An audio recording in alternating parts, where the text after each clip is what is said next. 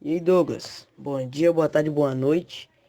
Então, meu grupo ficou responsável pelos Miriapods e a gente vai apresentar o nosso trabalhinho aqui para você e é isso aí. Então, Douglas, vamos começar pelo reino. Os Miriapods fazem parte do reino Animalia ou reino Metazoa. É composto por seres vivos pluricelulares heterotróficos cujas células formam tecidos biológicos com capacidade de responder ao ambiente que os envolve. Então, Douglas, vamos para o filo. Filo. Os miriapods fazem parte do filo Arthropoda. A palavra artrópodes deriva do grego arthros e podos, pés ou patas. São invertebrados que possuem um exoesqueleto rígido e vários pares de apêndices articulados, cujo número varia de acordo com as classes. Falar sobre os significados dos miriápodes. Os miriápodes são um subfilo de artrópodes que agrupam os animais segmentados com um número elevado de pernas, como as lacraias e os piolhos de cobras. São tradicionalmente divididos em duas classes: os quilópodes, que é a classe das lacraias, e os diplópodes, que é a classe dos piolhos de cobras. Agregam aproximadamente 13.000 espécies também. A alimentação dos miriápodes, eles variam entre as duas classes. Os quilópodes, eles são os carnívoros, e os diplópodes são os herbívoros. Os carnívoros são os predadores, ou seja, eles caçam os seus alimentos, que são os pequenos animais, que são nada mais que pequenos artrópodes, como moscas, grilos e vermes. As lacraias, por exemplo, capturam suas presas com pinças muito fortes. Depois cravam suas pequenas unhas presentes em sua cabeça e injetam veneno mortal em suas vítimas. Alguns miriápodes são detritívoros, rastejam no solo humus, alimentando-se de fungos e material vegetal em decomposição. Um exemplo desses miriápodes detritívoros são os piolhos de cobra ou gôngulo, se preferirem.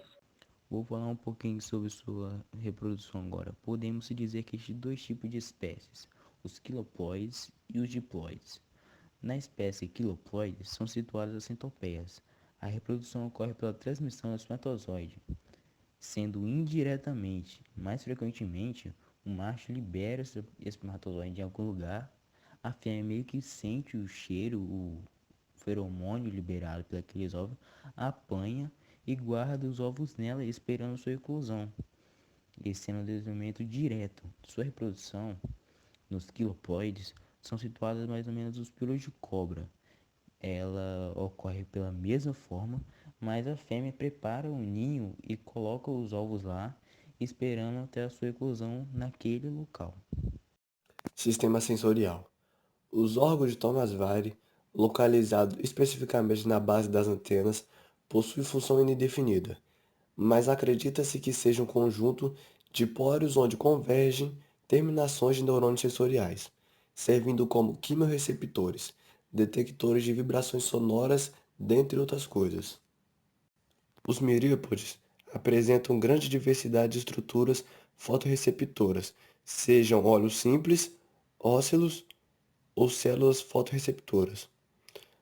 Nos diplópodes, os olhos simples estão localizados lateralmente e são semelhantes ao grupo dos Schifossura e Trilobitomorpha, sendo assim considerado uma plesiomorfia dos Euarthropoda.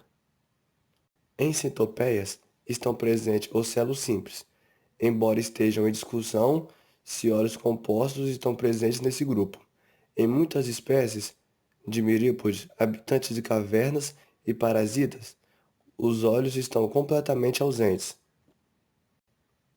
Também são ausentes em sínfilos e paurópodes. Sistema circulatório.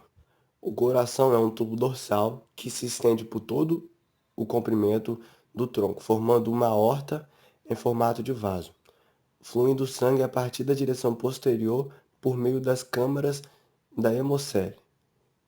Displópodes apresentam um par de ósteos por diplo segmento, e em quilópodes um par de ósteos ocorrem em cada segmento, com um sistema circulatório aberto, podendo realizar transporte de oxigênio por pigmentos respiratórios. Bom, essa não seria minha fala, mas eu vou tentar dar uma resumida como que seria seu sistema nervoso e como que seria seu sistema de excreção. Seu sistema nervoso seria o típico dos artrópodes, não seria fortemente cefalizado ainda. Ele inclui um cérebro meio que dividido em três partes: tropocérebro, ductocérebro e tritocérebro. O tropocérebro seria associado aos olhos, ou ocelos. O ductocérebro seria associado a um par de antenas, e o tritocérebro parece não estar associado a um segmento algum, seria só um nada ali. O seu sistema de excreção e osmoregulação, a excreção seria feita pelos tubos de Malpighi, que removem os resíduos metabólicos. Esses tubos são derivados de ectoderme. A troca gasosa é efetuada por um sistema de traqueias, no qual os espiráculos geralmente não se fecham, formando, dessa forma, uma avenida interna para inevitáveis percas de água. Anatomia. Possuem corpo com 2 tagmas, constituído por uma cabeça e um tronco alongado, com apêndices multiarticulados e unirremes, pernas e antenas. Mas o tronco não está dividido em tórax e abdômen. Os segmentos do tórax são, na verdade, 2 segmentos fusionados e, por consequência, apresentam 2 pares de perna em cada um desses segmentos. Curiosidades. Na espécie das centopeias, elas são predadoras de pequenos artrópodes, mas algumas espécies se alimentam de minhocas e caracóis. E na espécie dos piolhos de cobra, em alguns casos os olhos podem estar ausentes e as antenas possuem pelos táteis. E uma outra curiosidade é que existem quase cerca de 75.000 espécies descritas. E esse foi o nosso trabalho.